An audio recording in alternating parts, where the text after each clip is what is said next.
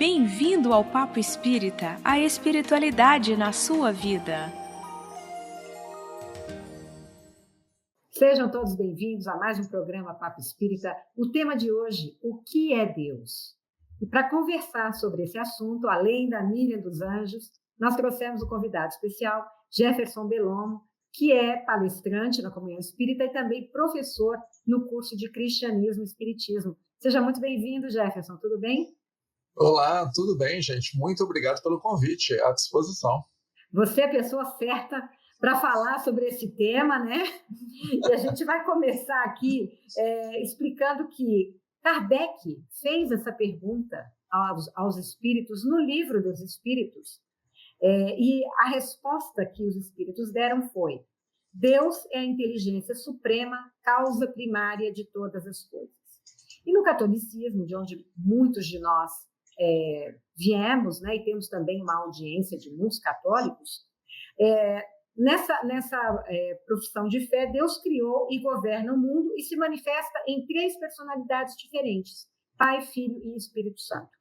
Então, Bellomo, de acordo com esse entendimento, né, da doutrina espírita, a partir desses questionamentos de Kardec, como a doutrina espírita compreende a figura de Deus? Ok. Bom, primeiramente, vamos entender que a tradição cristã, ela hoje está consolidada na figura de um Deus em três pessoas. Então, pensem, é como se fossem trigêmeos. Não é o Zé que ora se apresenta como João, que ora se apresenta como Pedro. Não, aí seria uma pessoa com três personalidades.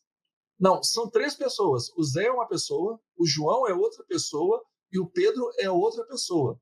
Mas todos são seres humanos. É mais ou menos o que significa a trindade na ortodoxia que se firmou no cristianismo.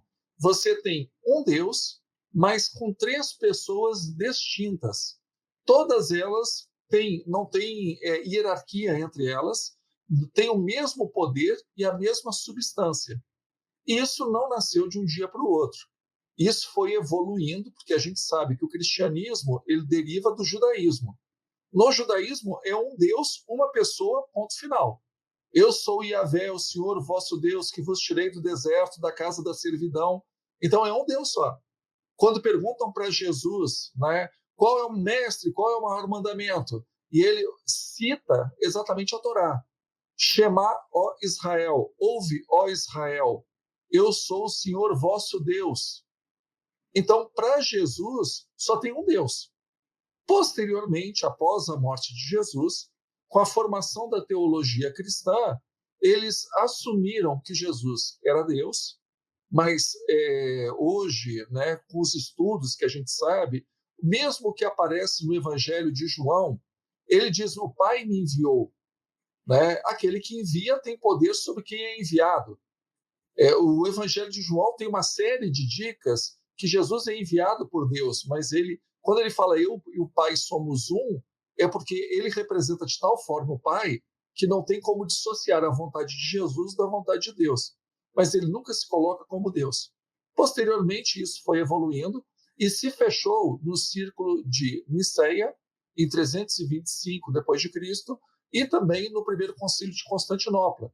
Aí, nesses concílios, se definiu que era um Deus, que Jesus era Deus e que o Espírito Santo, que no Antigo Testamento, para o judaísmo, é o Espírito que Deus manda para os profetas, para que os profetas pudessem profetizar, virou o Espírito Santo. Então, e aí virou uma terceira pessoa da divindade. Então, essa é a tradição. No Espiritismo, não. No Espiritismo, Deus é um só. Todos os outros seres e as outras coisas foram criadas pela vontade de Deus, absolutamente sem exceção. Tanto que Kardec acaba perguntando para os espíritos: então são três princípios que existem no universo? Deus, Espírito e matéria? Exatamente. Porque Deus é uma natureza. A gente fala, por analogia, Deus é espírito. Deus não é espírito. Espírito é espírito. Deus é Deus. Matéria é matéria. Não se confundem. A natureza de Deus ela só é acessível para os espíritos puros, que enxergam Deus como a gente está se enxergando agora. Mas para nós, por exemplo, a gente fala, Deus é amor. Só que o amor que a gente fala é de um padrão humano. Do padrão divino, é um sentimento que extrapola. A gente não tem como medir e nem como entender. Eu brinco, né, nas minhas palestras que as pessoas falam assim, mas eu não entendo Deus. Aí eu sempre brinco, olha, fica tranquilo, porque se você entender Deus, um dos dois está no lugar errado. Ou você não é ser humano ou ele não é Deus. Porque se ele é Deus, como é que a gente vai entender? Como é que o limitado vai compreender, né, o ilimitado? Como é que o temporário vai entender o eterno? Não tem como. Então, no Espiritismo, por isso que a definição dada pelos Espíritos, ela é sucinta, mas ao mesmo tempo ela dá margem para muito pensamento. Ele é o ente supremo, a causa primária. Ou seja, acima dele não tem ninguém, é supremo, ele não é superior, ele é supremo. A gente fala assim, os espíritos superiores. Superiores em relação a quem? A nós. Mas existem espíritos que são superiores aos superiores. Como existem espíritos que são inferiores aos inferiores. Mas quando a gente fala de supremo, não vem ninguém depois. Então, Deus é a entidade suprema, causa primária. Tudo, absolutamente tudo, vem de Deus. O que não vem de Deus, que vem dos homens, é porque dá errado. O que vem de Deus é perfeito. Sim. Se não é perfeito, aí entra na esfera do nosso livre-arbítrio, logo é nós, né? Aí saem as besteiras que a gente vê. Por isso que quando as pessoas analisam, não, foi a vontade de Deus. Tem que se tomar muito cuidado com isso. Por exemplo, várias casas num morro que tem uma terra, um solo que não é apropriado para construção. Vai a Defesa Civil, pede para aquelas pessoas saírem de lá, vem uma chuva torrencial, aquelas casas vão ladeira abaixo, né? Morro abaixo. Foi a vontade de Deus. Não foi. E engraçado que as pessoas... Eu estava vendo uma entrevista de um rapaz que era chefe da Defesa Civil do estado do Rio de Janeiro, há uns bons anos isso, e ele dizendo que as pessoas não saíam de casa e falavam assim, se for da vontade de Deus, não vai acontecer nada. Exato. Mas para aí, não tem vontade de Deus. Você está construindo é a mesma coisa da pessoa construir... É a teimosia humana, não é a vontade de Deus. Não é de Deus. E delegando a responsabilidade a esse ser supremo, né? Exatamente. As coisas que a gente faz aqui. Né? E as pessoas esquecem que Deus, ele é onipotente, ele pode absolutamente tudo, mas ele abriu mão de parte dessa potência quando ele nos deu livre-arbítrio. Ou seja, ele não se mete nas nossas escolhas, porque senão seria uma violência contra a nossa liberdade. Então, agora, tem uma regra. Se tem livre-arbítrio, também tem a lei da responsabilidade. Aquilo que eu planto, eu colho. Eu não posso burlar essa regra, porque se o que eu plantar eu não colher, não haveria justiça. Então, Deus não seria justo. Essa imagem que a gente tem de Deus é interessante, né? Porque se a gente vai olhando, antes a gente até tinha figuras, né? Aquele senhor de barba, né? Naquele trono, entre as nuvens, uma visão muito nossa, humana, né? Humanizando aquilo que a gente não tem nem ideia do que seja ainda, né? Mas pelo menos botando um pouquinho igual. Quando a gente pega na Bíblia, há uma evolução do papel do próprio Deus. Por exemplo, quando as pessoas eram nômades, eram pastores que andavam de uma terra para outra, Deus era um nômade, que andava também de uma terra para outra. Deus, ele vivia numa barraca, numa tenda. Então, era um Deus nômade. Aí, o Estado de Israel se forma e tem uma monarquia. Aí começam as narrativas de Deus vivendo num palácio, numa corte. Quer dizer, é sempre a gente refletindo em Deus aquilo que nós temos. E era um Deus vingativo.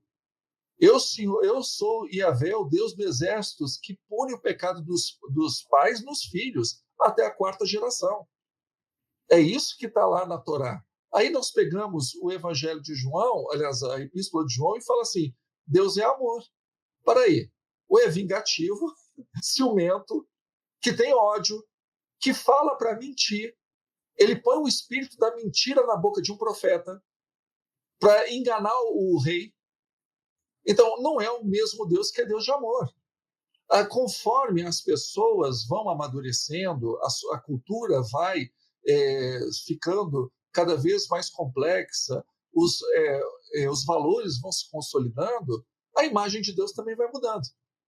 E hoje, por exemplo, só para arrematar, hoje nós vivemos numa sociedade extremamente permissiva. Qual é a imagem que as pessoas estão tendo de Deus? É um Deus riponga. Tá tudo bem, né? Contanto que eu distribuo a sopa, contanto que eu distribuo enxoval, tá tudo bem. Então eu posso continuar com os meus vícios, porque as pessoas são permissivas. Deus está me protegendo, né? Deus está cuidando de mim. E Deus é quem sabe, né? E Deus não tem nada a ver com essa história. São projeções nossas, que são naturais. Nós somos pessoas limitadas, então nós fazemos analogias com algo que foge completamente de qualquer analogia. Imaginem, por exemplo, um homem da Idade Média, se ele pegasse e tivesse acesso a um celular. Qualquer analogia que ele fizesse para contar para o burgo dele, né, para o feudo dele, o que era um celular, nunca seria um celular. Porque não tem nenhum parâmetro que sirva. Não tem referência, né? Não tem, não existe. E essa ideia de Deus é muito parecida com nossa humanidade, né? Vem lá do politeísmo também, nas civilizações gregas e romanas, quando elas colocavam diversos deuses, né? Porque não era só um. Yahvé foi no judaísmo, e eles eram deuses também rancorosos, cheios de manias, existia toda uma promiscuidade lá entre deuses e humanos, né? E será que a gente ainda não tem um pouco disso? Para ser sincero, quem fala que o Deus da Bíblia é um Deus colérico, vingativo, apaixonado, dá uma olhada na mitologia grega e na mitologia nórdica e vai ver que Yahvé era um doce, era um franciscano. É só comparar com os deuses. Yahvé, pelo menos, era justo. Mal ou bem, ele era justo. Tudo bem que a justiça dele era lei de talião, mas ainda havia uma certa justiça. Zeus não está nem aí. Zeus ele desce na Terra, ele se transforma em seres diferentes para seduzir mortais. O único prazer dele é esse, é seduzir mortais. Ele era um deus com apetite sexual insaciável. A deusa Diana, porque um homem caçando a flagrou, tomando banho, nua, ela transformou ele num animal de caça, a ponto dos cães desse homem que estava caçando atacarem e o devorarem, o dilacerarem, porque viam um animal, não viam o dono transformado. Então, os deuses gregos, né, os deuses nórdicos, a própria também, se a gente pegar a mitologia africana, não é diferente. São os reflexos nossos, né, e a gente vê acontecendo demais isso, mesmo nós espíritas. Nós refletimos a nossa visão espírita naquilo que nós pensamos. Então, a gente acha que o Deus também é um Deus espírita, Jesus era espírita, né? E a gente tira do contexto, Deus ele não está ao nosso alcance, ele pode ser sentido, mas ele só pode ser compreendido em parte. Ele vai ser compreendido melhor na medida que a nossa inteligência se desenvolve. Quanto mais a gente se aprimora, mais a gente amadurece, mais a gente vai compreendendo. Mas hoje, agora, no estalar de dedos, compreender, não tem como. Mas Deus é possível senti-lo. Né? Como as pessoas não compreendiam o sol, mas sentiam o calor do sol. As pessoas não faziam ideia do que era o sol, mas o calor, a luminosidade do sol, Elas sentiam. Por analogia, seria a mesma coisa. Mas também, Belomir, você está falando, estou aqui, mas em qualquer uma dessas situações, já existe no ser humano a intuição, se eu posso chamar assim, a intuição de um ser superior, né? Que está gerindo todo o universo, toda a vida, né? E a gente vai, conforme a gente vai entendendo, a gente vai caminhando e colocando as coisas conforme nós. É a mesma coisa com a maturidade. Eu acho que a inteligência nos traz maturidade, né? Porque a partir do momento que a doutrina nos chama a responsabilidade pelo livre-arbítrio adquirido, ela também nos traz um novo entendimento, né?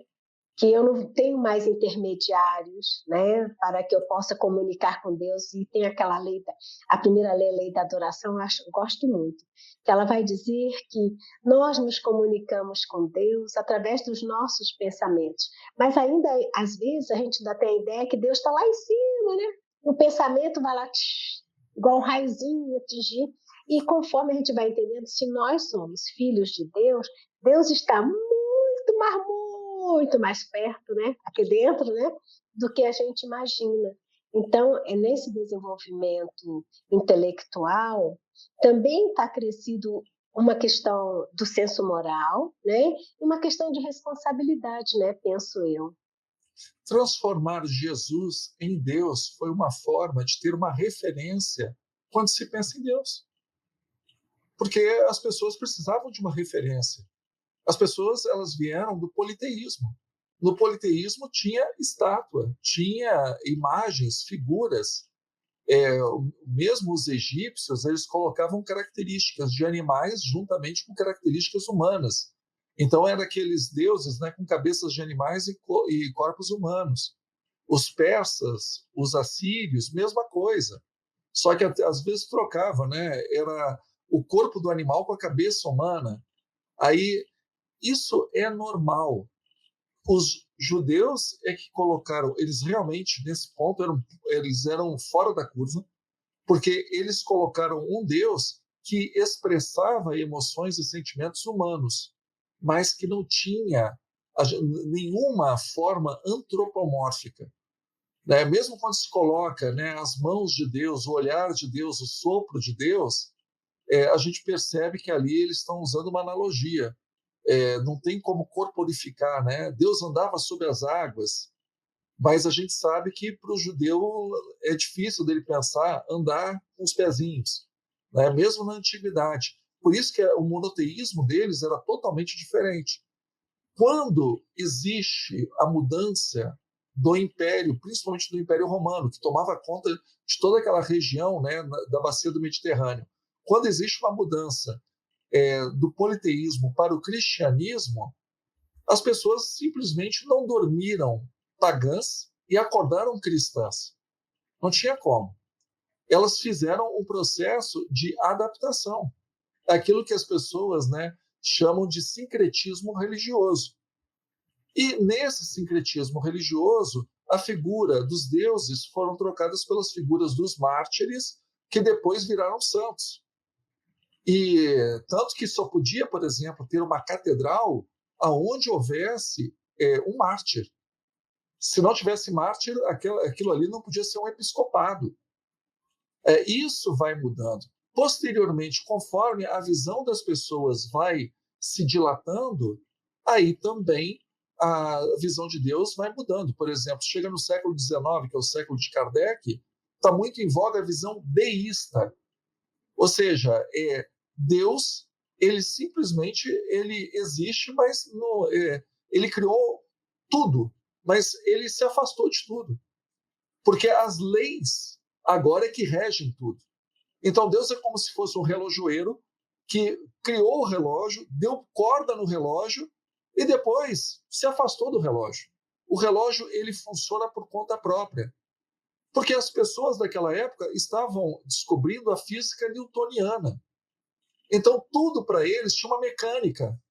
Então, por exemplo, o Kant pega essa mecânica e traz para dentro da filosofia. Na religião, eles vão fazer também a mesma coisa. Ou se não, por exemplo, aquilo de colocar Deus como somatório de tudo. Então, a formiga, o elefante, a baleia, nós, as estrelas formam Deus. Então, Deus deixa de ser a causa para ser a consequência. É o panteísmo, né? É a formação de tudo. Conforme as coisas vão mudando, as nossas visões vão mudando. E é interessante que no Espiritismo, é natural também, existe uma ligação muito forte dos espíritas com os espíritos. Mas os espíritos só aparecem para nos levar até Deus. A função dos espíritos não é levar as pessoas para eles. A função dos espíritos é levar as pessoas para Deus. E o que então, é esse levar as pessoas para Deus? Eu queria entrar nessa parte da nossa conexão com Deus. Por que isso é importante? Como é que isso acontece? É porque, senão, nós seríamos uma lâmpada sem contato com a eletricidade. A lâmpada ela pode ser fantástica, ela pode ter uma potência muito grande. Mas, se ninguém liga o interruptor, ela vai ser só um objeto que não cumpre a sua função. O nosso contato com Deus é exatamente essa condução elétrica que faz com que a nossa natureza brilhe, que a gente assuma a nossa natureza. A fé é a mãe da esperança. Sem esperança, a vida ela fica muito difícil. Porque a pessoa tem um problema que, se ela não tem esperança, o que é um problema para ela? É uma tragédia. Onde só tem esperança, onde tem fé. Se não tiver fé, ela vai esperar o quê? Eu gosto de uma frase, a Miriam também conhece, né, daquela professora Lúcia Helena Galvão, né, a filósofa, que ela diz que Deus são os seus atributos. Que o nosso entendimento de Deus passa pelos atributos de Deus, como a bondade, como a paz, como a justiça. O que você pensa sobre isso? Como diriam os espíritos para Kardec, né? Comparação imperfeita, dentro dos limites da nossa humanidade. Do nosso entendimento, né? Do nosso entendimento, porque vamos imaginar que não existem seres humanos mais, desapareceram todos os seres humanos, Deus vai continuar sendo Deus. A gente entendendo Deus ou a gente deixando de entender Deus, ele é Deus. Então, quando a gente fala assim que Deus são os atributos dele, é porque fica fácil da gente visualizar Deus por aquilo que a gente entende. Mas aí nós tiramos veja, a gente passa a importância do objeto de estudo, que o objeto de estudo nesse ponto é Deus, e o objeto de estudo passa a ser o que nós percebemos de Deus. Então, se não existe o observador, não tem objeto. É praticamente isso. Enquanto que Deus existe independente da nossa existência. Deus ele vai além de qualquer coisa. E ele antecede qualquer coisa. Então, por exemplo, quando eu tento entender Deus pelos seus atributos, é como eu tentar entender, vamos pegar Michelangelo, pelas esculturas e a pintura dele da Capela Sistina. Eu estou enxergando Michelangelo ou estou enxergando as qualidades artísticas do Michelangelo? Entendi. Eu olhar para a obra de uma pessoa que possibilita conhecer aquela pessoa. Mas isso não é uma forma... Como se eu estivesse convivendo com ela. Para fechar a ideia, tem um padre que é estudioso de Jesus histórico, ou seja, Jesus pelos olhos da história e não pelos olhos da religião, que o nome dele é Juan Pagola. Ele é um padre catalão. Ele fala uma coisa no livro dele que é Jesus, uma aproximação histórica, que é fantástica. Que ele diz que Jesus, quando pregava sobre o reino de Deus, é como se Jesus tivesse a experiência de Deus. Ele tem essa experiência. Então, Deus não é um atributo. Deus, para ele, é uma experiência. Dizem que Buda não ensinava sobre Deus, que o budismo é uma religião sem Deus. Mas, na verdade, Buda não falava sobre Deus porque era uma experiência. Se você não experimentar, não adianta eu falar. Como é que a gente fala para a pessoa, né, por exemplo, que nunca experimentou um brigadeiro, como é que é o gosto do brigadeiro? Agora, A gente pode escrever um livro sobre e não É, vai dar a experiência, a é sensação complexo, é. do brigadeiro. Então, quando a mas gente fala dos atributos de uma obra, é interessante para o nosso nível, mas não nos dá a experiência do ser. E essa experiência só a evolução nos vai dar. Eu não estou invalidando, eu acho que é algo que é positivo, nos ajuda a trilhar um caminho. O Espiritismo diz que a inteligência antecede a moralidade, porque conforme as coisas vão fazendo sentido para mim, o meu comportamento vai se mudando, os valores vão se definindo. Ok, mas ainda é algo bem capenga quando a gente pensa em Deus. eu queria retomar um pouquinho atrás do que você falou, Delano, que é a questão da experiência, né? Então, lógico, né, você trouxe os nossos avatares, né? Jesus, que é nosso modelo e guia, e Buda, que foi um avatar, né? Eu acho que a essência do que ele trouxe ainda é verdade até hoje, né? Então, eu penso que também na doutrina espírita, nós também trazemos essa necessidade da experiência de uma outra forma, com outra denominação. Nós falamos em reforma íntima, né? Joana de Ângela nos traz autoconhecimento, o que, né, na minha parca ignorância aqui, né, na minha super ignorância, eu imagino que à medida em que eu vou fazendo esse olhar interno, redescobrindo o ser imortal que eu sou enquanto espírito, né, vindo de um ser como Deus, eu vou tendo minhas primárias experiências com Deus, né? Então, eu acho que à medida que ainda é muito humanizado, talvez ainda muito primitivo, nossas pequenas experiências de amor, nossas pequenas experiências de bondade, nos remete a termos uma certa comunicação com esse Deus, não é? Que a gente tem, porque quando você falou da experiência, achei isso muito importante, porque nós também espíritas falamos de experiência, talvez não no nível que você quis trazer, né? Mas me ficou essa imagem de que se eu também teorizo demais, né? Eu posso saber o evangelho, todos os versículos, mas se isso não faz parte do meu procedimento, se eu não vivo aquilo, experiencio aquilo, está muito diferente. Então, se eu não experiencio as experiências que Jesus me trouxe, jamais eu vou experienciar como Jesus a presença de Deus, né? Vamos pegar e colocar um pouco de Jesus e um pouco do Livro dos Espíritos. O que os Espíritos nos colocam? Existem leis dadas por Deus. As leis de Deus são a vontade dele. E a vontade dele é sábia, a nossa não é.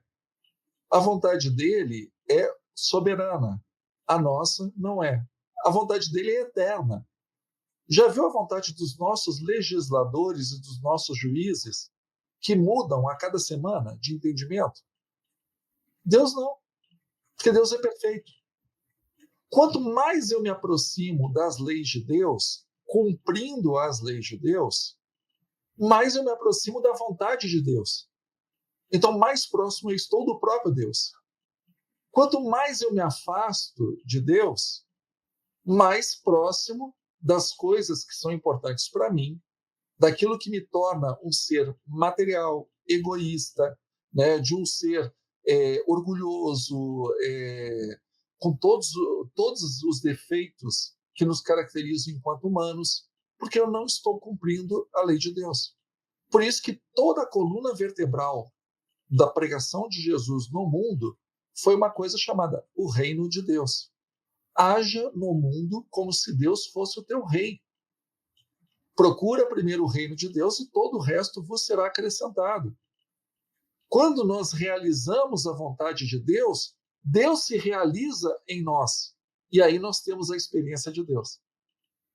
Quando eu realizo a minha vontade, que pode coincidir com a vontade divina ou não, eu realizo os meus desejos, os meus sonhos. Então, é uma realização pessoal. Quando eu realizo a vontade de Deus, Deus se realiza em mim. Eu tenho essa interação com a fonte suprema. Era isso, por isso que Jesus tinha a experiência de Deus. Aí que nós encontramos nos evangelhos, eu não faço nada por mim, em meu nome. Tudo que eu faço é pela vontade do Pai. Então, olha como Deus se realizava em Jesus. Porque Jesus se esvaziava para que Deus o preenchesse. A gente carrega muito problema, a gente carrega muita frustração, a gente carrega muita mágoa. Como é que Deus vai preencher um espaço que nós já entupimos de coisas? Mas a gente é muita gente, né? Nós somos Exato. demais, Biloma. Imagina, não Mas tem aí é que está não, a né? beleza. A beleza do Espiritismo é nos ajudar a esvaziar isso. E como, né, Deus fala comigo, como eu exercito isso, como Deus se realiza? Através do meu próximo. Eu não tenho como ajudar a Deus, Deus não precisa de ajuda. Mas todas as virtudes que eu tenho derivadas da criação de Deus, elas se manifestam na convivência com as pessoas. Quanto mais eu parto para essa convivência, vivendo a minha natureza espiritual, mais essa natureza espiritual se manifesta. Então eu transcendo a minha natureza humana.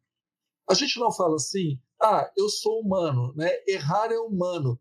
Certíssimo, certíssimo. Mas e quando não erra mais? Nós não somos mais humanos. Nós somos espíritos puros. Porque a vontade de Deus ela é realizada. São Francisco de Assis, ele era santo, lavando louça, lavando carro, pegando ônibus, lendo um livro, realizando a missa. Ele não era santo só num ou noutro momento. A vida deste homem era uma vida de santidade.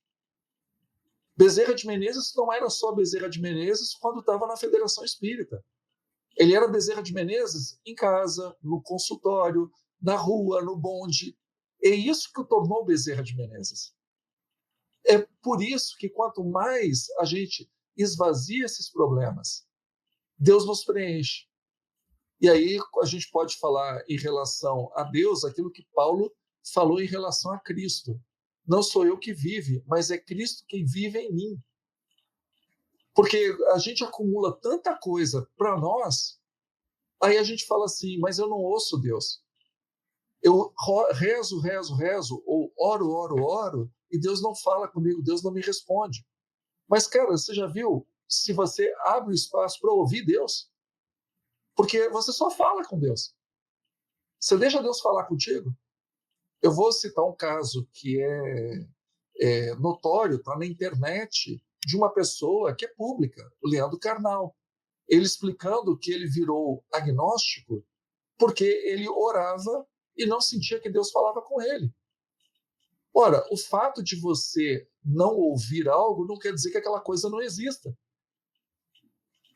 Não quer dizer que aquela coisa não nos influencie. É interessante esse exemplo, porque muita gente ainda considera que ser agnóstico, ser ateu, você está em pecado, né? E que Deus está ali no céu controlando a entrada de quem deve, quem fez coisa boa, quem não fez vai aqui para o outro lado, né?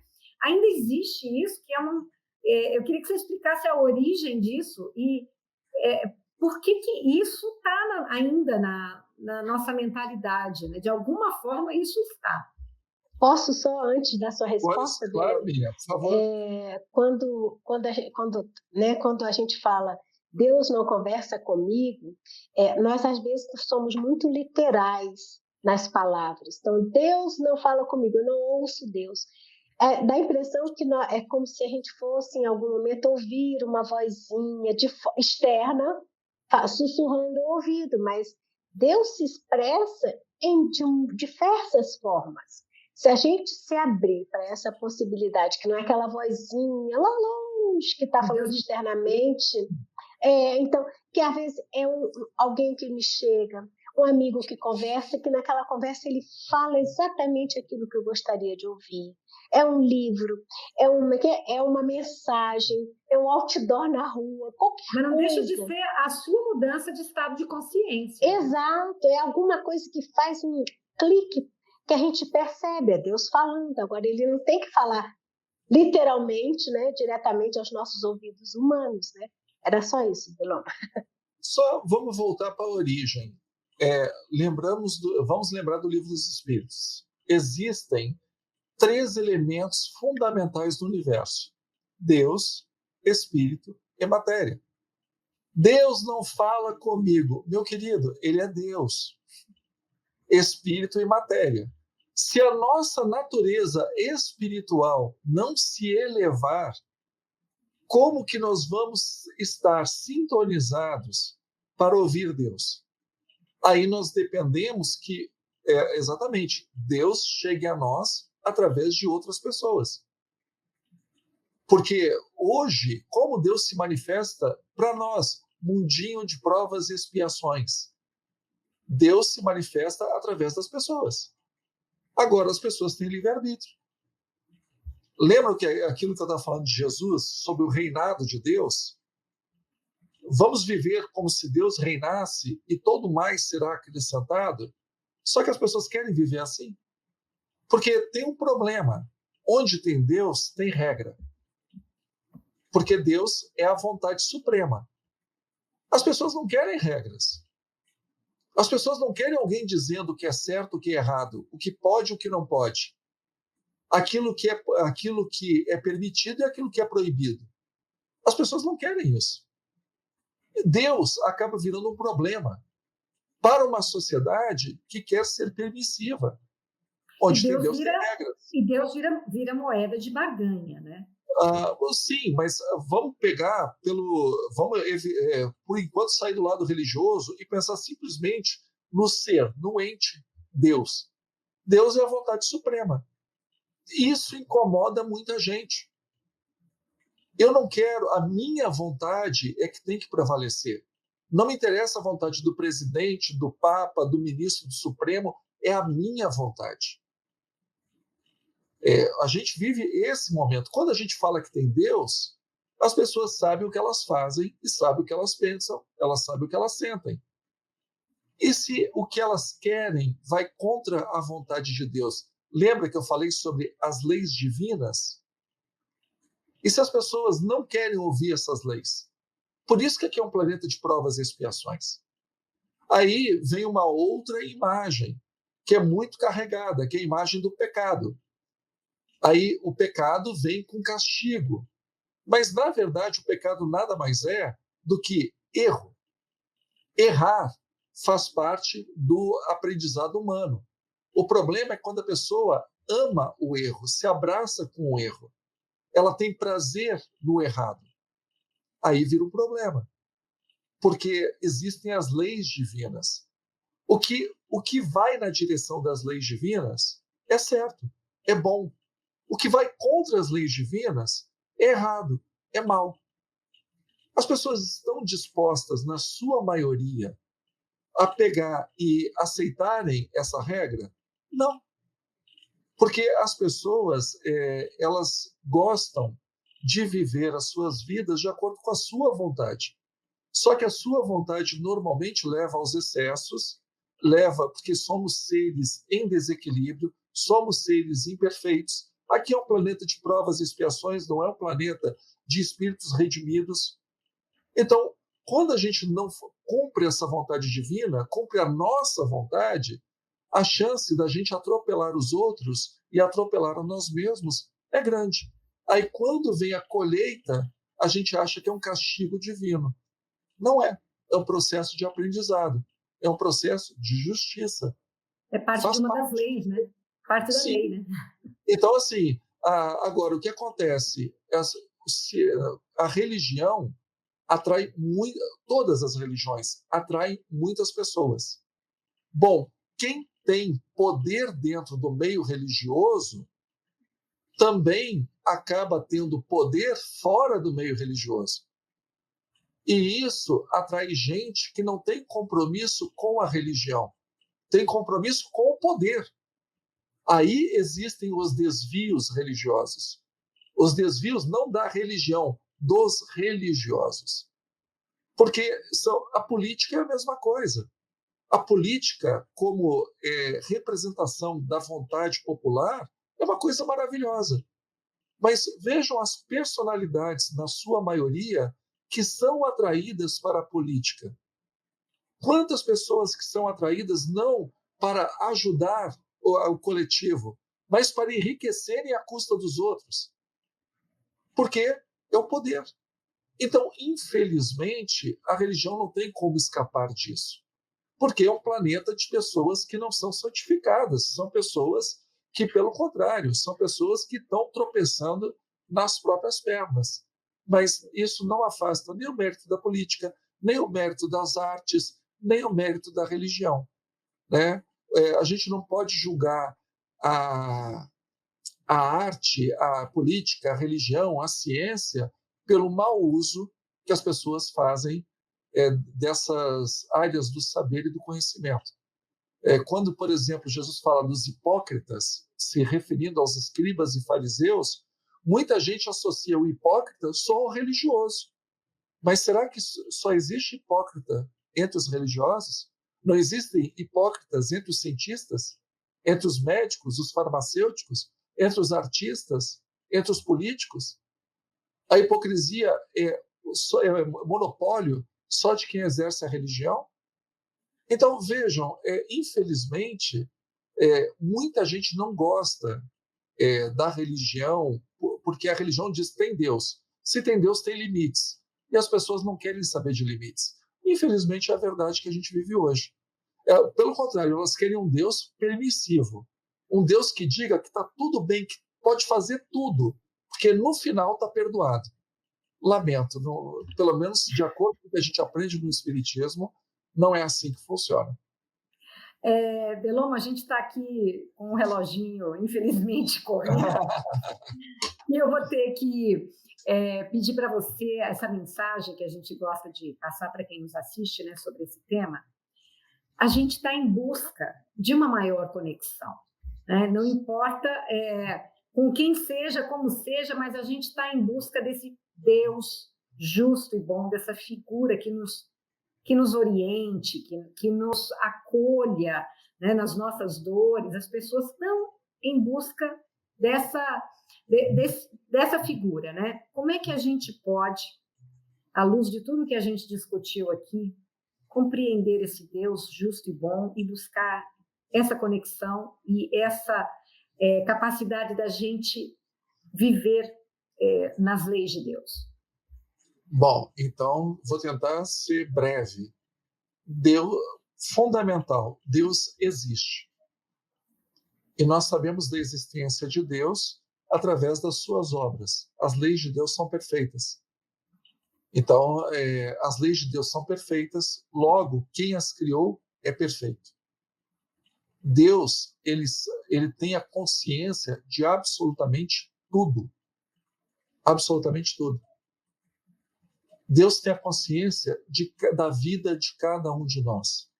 Não existe ninguém tão mau que seja deserdado de Deus, e não existe ninguém tão bom que precise ser lembrado por Deus.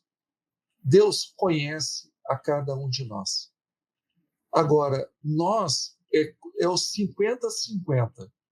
Deus, fazendo uma imagem, Deus está sempre com os braços estendidos para nós. E muitas vezes nós estamos de braços cruzados para Deus. Se nós tivermos o hábito da oração, o hábito da reflexão, o hábito do bom proceder, do reto proceder, naturalmente os nossos braços, eles se esticarão, se abrirão mais na direção de Deus. Uma pessoa egoísta está sempre de braços cruzados. Ela não ajuda ninguém, mas também os braços dela não permitem que ninguém a ajude. Deus conhece todas as nossas necessidades. Deus, ele é presente nas nossas vidas. Resta saber se nós estamos presentes para Deus. E o Espiritismo, ele coloca isso de uma maneira muito bonita, quando Deus manda os espíritos, aquelas pessoas que já não estão mais no mundo como encarnados, para vir ao nosso socorro. São seres humanos ajudando outros seres humanos. Então, como a gente encontra Deus? Através das pessoas. Seja para receber ajuda, seja para ajudar os outros, sendo nós os braços de Deus, a voz de Deus, né, o carinho de Deus para as pessoas. Então, por maior que seja o problema, nada é maior do que Deus.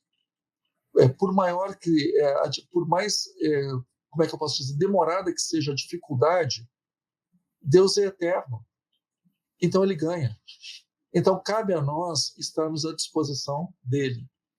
Deus é essa chama que ilumina as nossas vidas. Resta a gente abandonar a escuridão e procurar essa luz, porque essa luz existe, ela está aí, né? Então a gente tem que fazer a nossa parte, porque Deus, quando a gente fala Deus é amor, é uma analogia, porque o nosso amor ainda é muito humano. O amor de Deus é perfeito, extrapola qualquer definição de amor, né? Qualquer definição de justiça, qualquer definição de caridade. Deus é muito mais do que tudo isso. Então nos entreguemos a Deus para que aí sim Deus possa habitar nas nossas vidas.